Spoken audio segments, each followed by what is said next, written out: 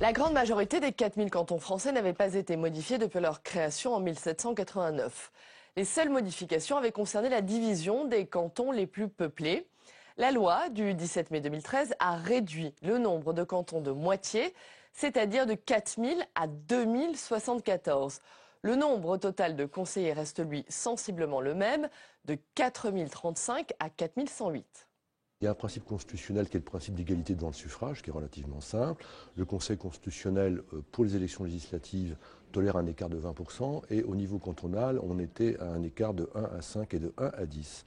Donc il fallait absolument redécouper. Les précédents gouvernements, d'ailleurs issus d'autres majorités, avaient pensé à le faire.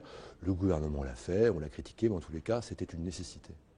Selon la loi de 2013, le nombre de cantons par département obéit à des règles essentiellement démographiques.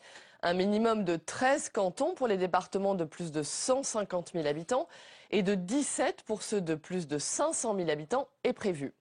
Mais ce nouveau découpage, ne prenant en compte que des critères démographiques, a eu du mal à convaincre les élus locaux. Beaucoup d'entre eux y ont vu des manœuvres politiques. Vous avez tous les territoires ruraux dont les élus disent 1.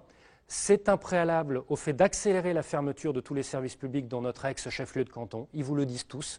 Et l'expérience des dernières années leur donne plutôt raison.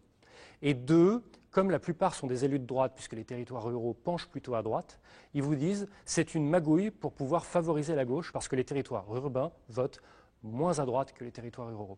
Donc les deux questions se recoupent, mais fondamentalement, c'est une querelle qui est une querelle d'identité sociologique. Beaucoup d'élus se sont opposés à ce redécoupage des cantons en déposant des recours. Ils ont également plaidé pour que les élections de 2015 se fassent sur la base de l'ancien scrutin.